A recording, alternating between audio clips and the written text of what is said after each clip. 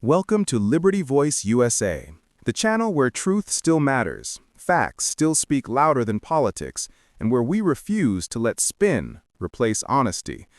In an age where outrage is manufactured and integrity is optional, our mission is simple: cut through the noise and expose the moments that define the state of American democracy.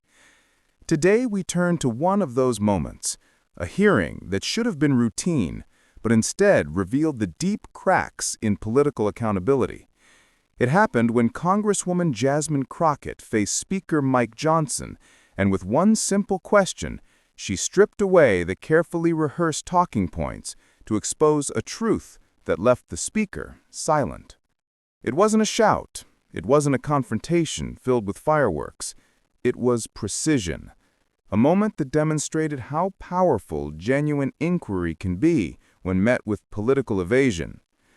Crockett's style has become something of a phenomenon in Congress, sharp, informed, and unafraid to challenge hypocrisy when she sees it. She doesn't rely on theatrics, she relies on clarity, and in this exchange, clarity was exactly what dismantled the facade. The topic at hand was government integrity, specifically how political leaders justify actions and words that seem to contradict the very values they claim to uphold. Mike Johnson, the newly elevated Speaker of the House, has tried to position himself as a man of faith, principle, and constitutional respect. But Crockett knew exactly where to press. She framed her question around consistency, the kind of moral and constitutional consistency that the public expects but rarely sees. Her tone was calm, her words were deliberate, and the question was simple. Mr. Speaker, how do you reconcile your public defense of law and order with your party's ongoing effort to undermine the results of an election?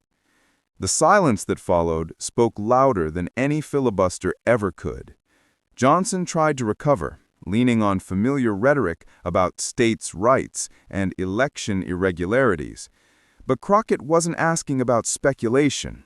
She was asking about principle. And that's where so many in power stumble, when they're asked to explain not what they do, but why they do it. Johnson's background as a constitutional lawyer should have equipped him for the question. Yet in that moment, his response revealed something deeper, a pattern of selective interpretation. He spoke about defending democracy, but his record, especially his actions surrounding the 2020 election, tells another story. As one of the key architects behind efforts to challenge legitimate electoral votes, Johnson has often walked a line between faith-driven rhetoric and legally questionable conduct. Crockett's question forced him into that uncomfortable space, where moral justification meets constitutional contradiction. Observers in the room noticed the shift. The Speaker's usual confidence wavered. The moment wasn't about humiliation, it was about exposure. Crockett didn't grandstand, she didn't interrupt, she simply waited. And in that silence, the illusion of moral authority began to crack. Political analysts later described the exchange as a masterclass in congressional accountability, not because it was loud, but because it was quiet and controlled. Crockett's calm demeanor created a contrast that magnified the Speaker's evasiveness. It's a tactic rooted in legal discipline, the art of letting the question do the work. The broader significance of this moment reaches beyond a single hearing. It reflects a growing frustration among Americans, Democrats, Republicans, and independents alike, who are tired of watching leaders evade responsibility under the guise of party loyalty. The exchange reminded many viewers that truth doesn't need to shout. It only needs space to breathe. For months, Mike Johnson has walked a tightrope between two competing realities. On one side, a base still devoted to the narrative of a stolen election. On the other, a constitutional duty to protect the very system that disproves that claim. Crockett's question forced those two realities to collide, and when they did, the result was silence, because there was no credible bridge between them.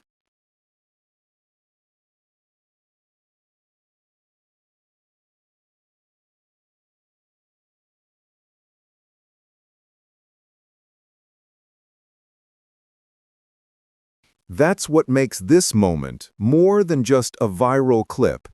It's a mirror held up to the broader condition of American politics, where belief often outweighs evidence and loyalty outweighs logic. Crockett's composure reminded viewers that courage in politics isn't about volume, it's about precision, persistence, and an unwavering commitment to truth. In the days following the hearing, pundits on both sides tried to spin the event. Some accused Crockett of grandstanding.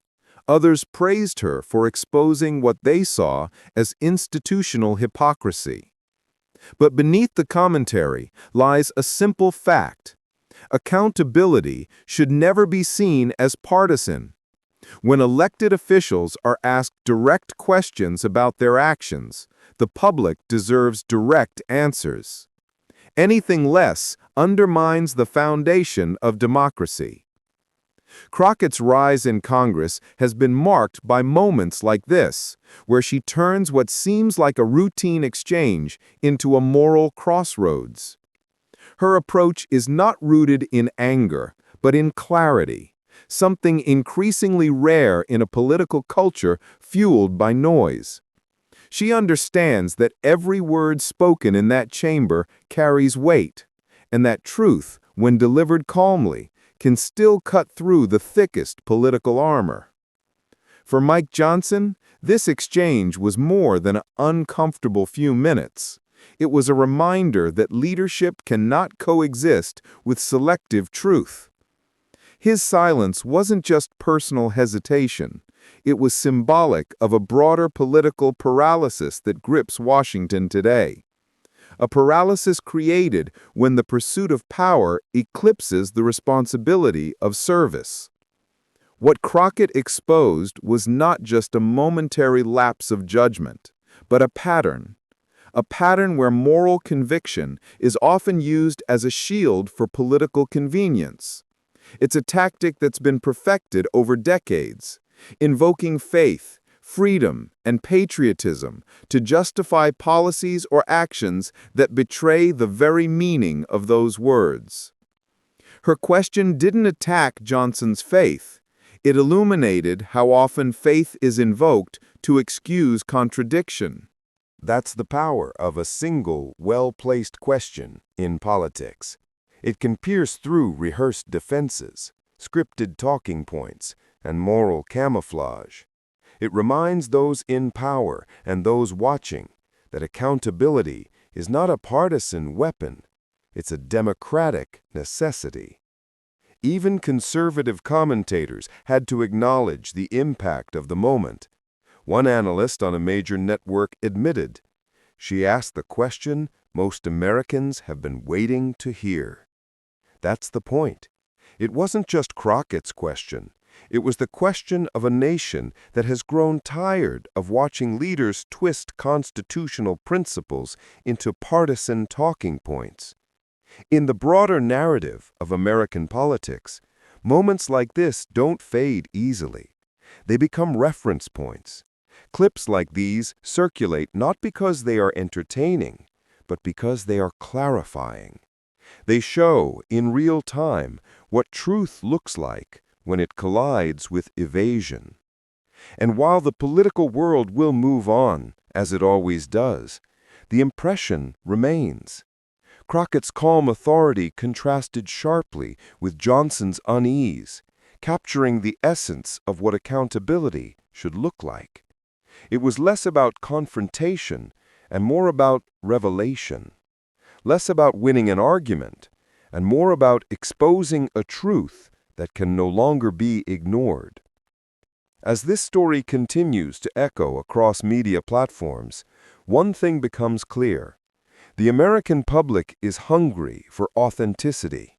They are no longer satisfied with talking points, press releases, and partisan performances. They want to see real questions met with real answers. Crockett's moment didn't just challenge one politician. It challenged an entire culture of avoidance that has plagued Washington for too long. In the end, it wasn't just a question. It was a test of honesty, of courage, and of leadership. Mike Johnson failed that test, not because he didn't have an answer, but because he couldn't afford to tell the truth. And that's the tragedy of modern politics.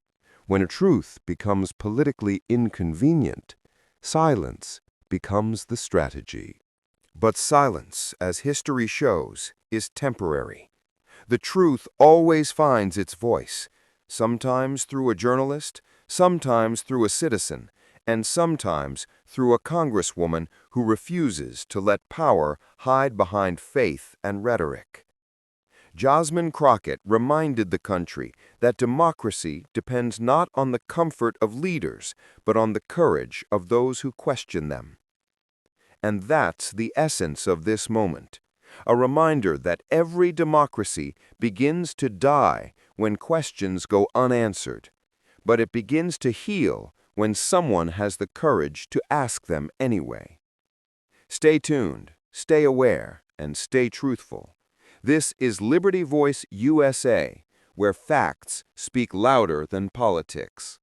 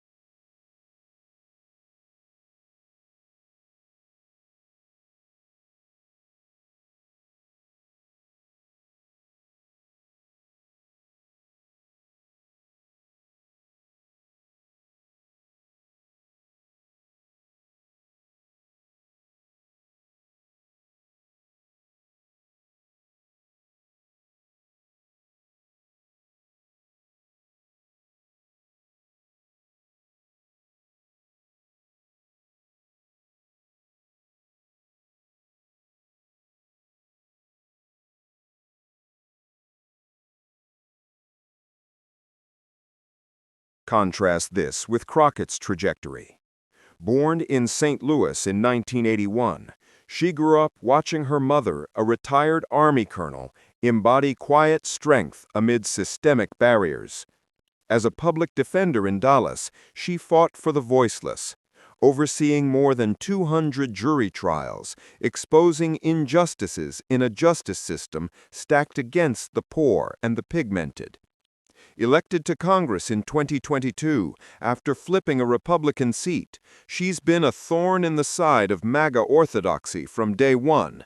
Whether grilling big oil execs on climate denial or calling out election deniers for January 6th complicity, Crockett speaks in plain English, laced with Southern cadence and unyielding facts.